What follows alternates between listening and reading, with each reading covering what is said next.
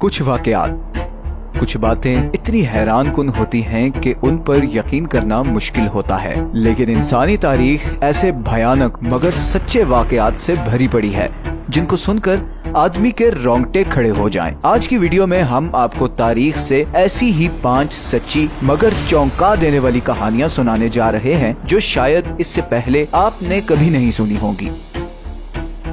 15वीं और 16वीं सदी को इटालियन रेनेसांस का पीरियड कहा जाता है। ये वो जमाना था जब इटली का कल्चर और आर्ट पूरे यूरोप बल्कि पूरी वेस्टर्न दुनिया पे छाया हुआ था। Leonardo da Vinci, Michael Angelo इसी इटालियन रेनेसांस के दौरान पैदा हुए और पूरी दुनिया को ऐसा मास्टर क्लास आर्टवर्क दिया जो इससे पहले इंसानों ने कभी नहीं देखा था। लेकिन इसी 200 साल के दौरान एक बहुत ही भयानक वाकया हुआ।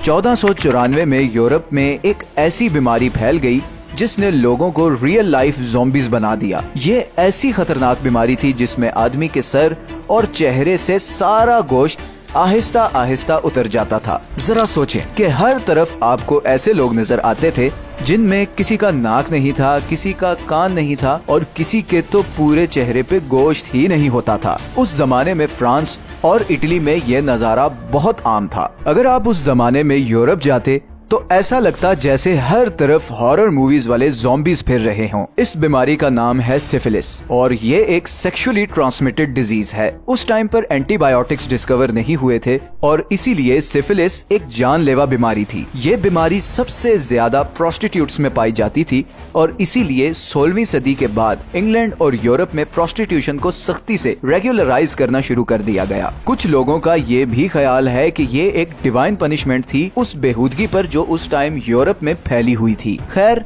1906 में पहली बार इस बीमारी का एंटीडोट डिस्कवर हुआ और फाइनली इंसानों को इस बीमारी और इसके सिम्टम्स से निजात मिल गई। दूसरी कहानी है हेनरी हॉवर्ड होम्स की, जिसे H.H. होम्स के नाम से भी जाना जाता है और ये अमेरिका के पहले और बदनाम तरीन सीरियल किलर्स में से एक है। होम्स पर तकरीबन 200 लोगों के कत्ल का इल्जाम है।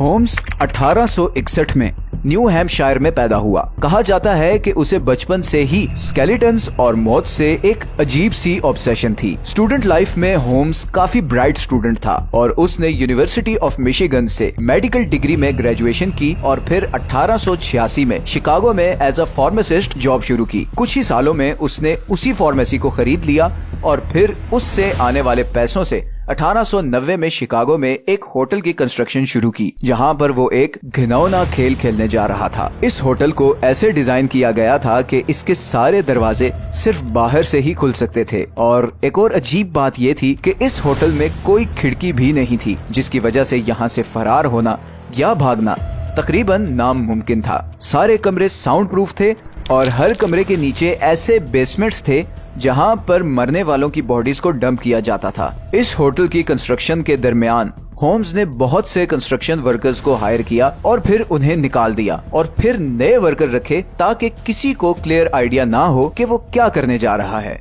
ये होटल बाद में मर्डर कैसल के नाम से मशहूर हुआ। इस घिनौने खेल का आगाज हुआ 1893 में। असल में 1893 में शिकागो में एक बहुत बड़ा एग्जीबिशन होना था जिसमें पूरे अमेरिका से बड़ी तादाद में लोगों और खासकर यंग लड़कियों ने आना था। होम्स ने बड़े बड़े अखबारों में अपने होटल के एड्स छपवाए ताकि आने वाले टूरिस्ट्स उसको रेंट आउट कर सकें। बहुत सारे टूरिस्ट्स ने इस होटल के कमरे बुक करवाए, लेकिन इस होटल में आने वाला कोई भी टूरिस्ट जिंदा वापस नहीं जा सका। जब भी गायब होने वाले टूरिस्ट के रिश्तेदार या जानने वाले होटल पर आते तो होम्स उन्हें वो रजिस्टर दिखाता जहां पर उन सब टूरिस्ट्स की एग्जिट डेट होती थी। आहिस्ता आहिस्ता इस होटल के आसपास रहने वाले पड़ोसियों को ये बात खटकने लगी कि जो भी टूरिस्ट इस होटल में जाता है वो वापस बाहर नहीं आता।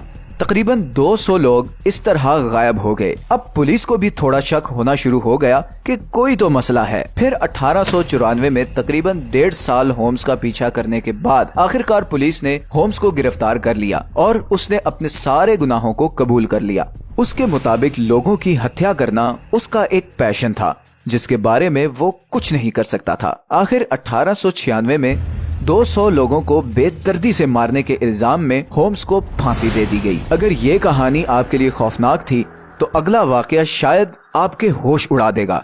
सिर्फ 32 साल की उम्र में आधी से ज्यादा दुनिया को कंकर करने वाले अलेक्जेंडर द ग्रेट यानी सिकंदर आजम को कौन नहीं जानता।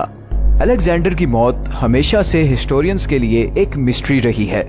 कोई कहता है कि उसे जहर दिया गया, कोई कहता है कि उसे मलेरिया हुआ और किसी के मुताबिक उसे टाइफॉइड हुआ जिससे उसकी मौत हुई। लेकिन एक रीसेंट रिसर्च के मुताबिक सिकंदर की मौत इनमें से किसी भी बीमारी से नहीं हुई थी, बल्कि उसकी मौत तो हुई ही नहीं थी और उसे तो असल में जिंदा दफन किया गया था। ड्यूनेडन स्कूल ऑफ मेडिसिन न्यूजीलैंड के डॉक्टर्स के मुताबिक इस भयानक डिस्कवरी की वजह है अलेक्जेंडर के सिम्टम्स और हिस्टोरिकल रिकॉर्ड्स। तारीखी रिकॉर्ड के मुताबिक 29 मई 323 बीसी को सिकंदर ने एक दावत का एहतमाम किया और उसमें उसने खूब शराब पी। अगले ही दिन 30 मई को उसे शदीद बुखार हो गया और पूरे जिस्म में दर्दें शुरू हो गईं। लेकिन अलेक्जेंडर को यही लगा कि शायद ये लंबे सफर की थकावट है और अगले दिन भी उसने काफी ज्यादा शराब पी ली। उसी दिन रात को अलेक्जेंडर को पैरालिसिस अटैक हो गया। डॉक्टर कैथरीन हॉल के मुताबिक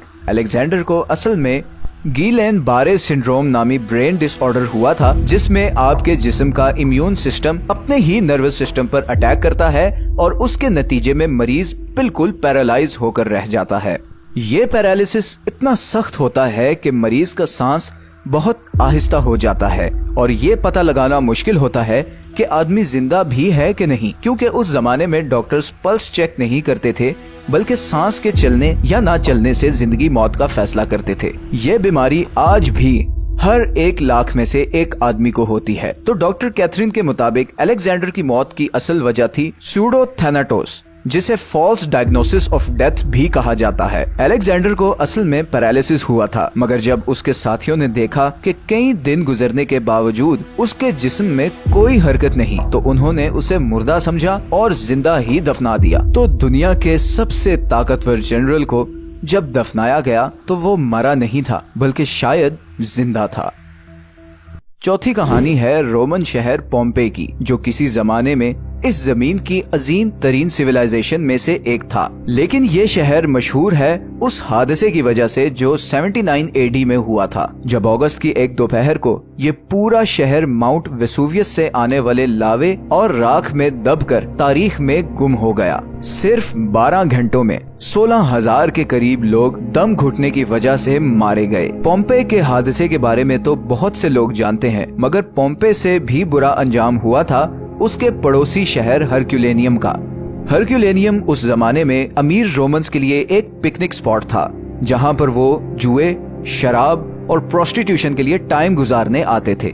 पोम्पेई से सिर्फ 11 मील दूर हरक्यूलेनियम भी माउंट वेसुवियस से आने वाली वोल्केनिक ऐश के नीचे दब गया। मगर इससे भी ज्यादा भयानक चीज ये हुई कि हरक्यूलेनियम एक सुपर हीटेड पायरोक्लास्टिक फ्लो का भी निशाना बन गया। पायरोक्लास्टिक फ्लो असल में उस गैस को कहते हैं जो वोल्केनो के फटने से निकलती है। इसकी रफ्तार 450 मील तक होती है और इसका टेम्परेचर तकरीबन 1000 डिग्री तक होता है। ये गैस इतनी गर्म होती है कि इसकी जद में आने वाली हर चीज चंद सेकंड्स में ही पिघल जाती है। ऐसे ही कुछ हुआ हरक्यूलेनियम में रहने वालों के साथ। इस गैस की वजह से सिर्फ चंद सेकंड्स में लोगों की स्किन लिटरली बॉयल हो गई और उनके दिमाग और खोपड़ियां फट गईं।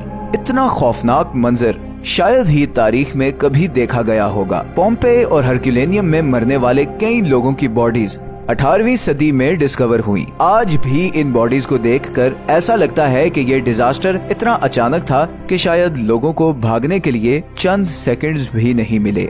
आज की वीडियो की आखिरी कहानी है नैनकिंग मैसेकर की। ये बात है 13 दिसंबर 1937 की, जब जापानीज आर्मी ने चाइना के उस वक्त के कैपिटल नैनकिंग पर कब्जा कर लिया। अगले 6 हफ्तों में लगभग 3 लाख चाइनीज को बुरी तरह कत्ल किया गया। मरने वालों में बूढ़े, बच्चे और औरतें भी शामिल थे। इस वाकये को रेप ऑफ नैनजिंग्स भी कहा जाता है, क्योंकि मशहूर ये है कि जापानीज फौजियों ने मारने से पहले औरतों और इवन बच्चों का भी रेप किया।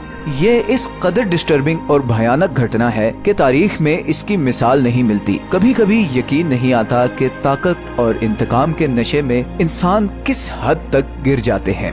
ये तो सिर्फ चंद किस्से हैं जिन्हें हमने तारीख में से चुना है। अभी तो ऐसी बहुत सी घटनाएं और राज हैं जिन पर से हमने पर्दा उठाना है। अगर आपको ये वीडियो अच्छी लगी है तो इसे लाइक और चैनल को सब्सक्राइब जरूर कर दें। अगर आपके पास कोई सजेशन है तो नीचे कमेंट्स में जरूर बताएं। मिलते हैं नेक्स्ट वीडियो में। अपना ख्याल रखिएगा। अल्लाह हाफिज।